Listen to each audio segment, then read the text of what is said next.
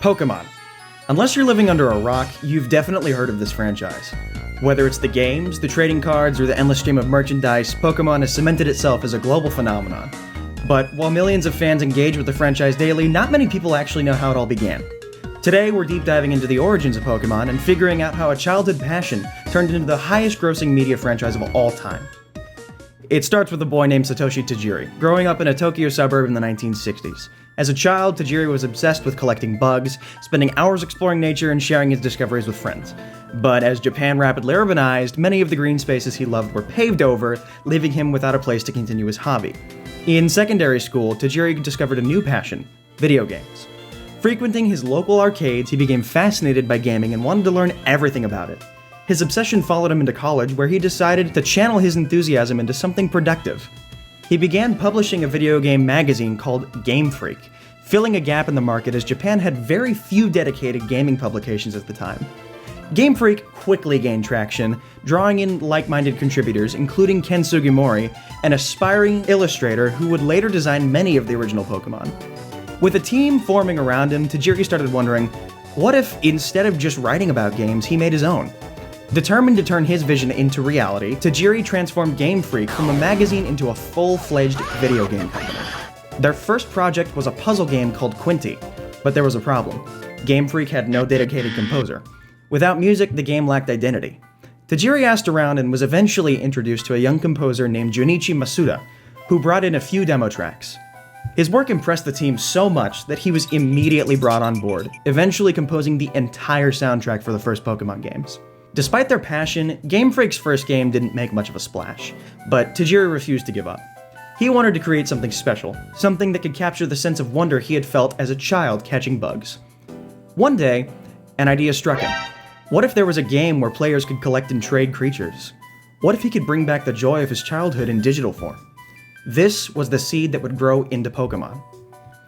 Tajiri pitched his idea to the Game Freak team, and they were all on board. But there was one massive hurdle. Game Freak had no publisher. Without financial backing, the project couldn't move forward. Determined to make it happen, Tajiri shopped the idea around to multiple companies, facing rejection after rejection. Finally, he landed a meeting with Nintendo. Initially, executives were skeptical, but when Shigeru Miyamoto, the legendary creator of Mario and Zelda, saw potential in the idea, everything changed. Miyamoto mentored Tajiri, refining the concept into something Nintendo was willing to support. The game, originally called Capsule Monsters, was ambitious. The idea of trading creatures between players using a link cable was unheard of at the time, but Tajiri was determined to make it work, even if it meant pushing Game Freak to its limits. Development dragged on for 6 years, placing immense financial strain on the company. Many employees left, and at one point Game Freak was so broke that Tajiri stopped paying himself just to keep the project alive. He even relied on his parents for financial support, refusing to abandon his dream. Meanwhile, Ken Sugimori and his team painstakingly designed the first 151 Pokemon. At the same time, Junichi Masuda composed an iconic 8-bit soundtrack that would go on to define the series. As development progressed, Tajiri realized that Capsule Monsters was too generic and could lead to legal issues. He changed the name to Pocket Monsters, which was later shortened to the now iconic Pokemon.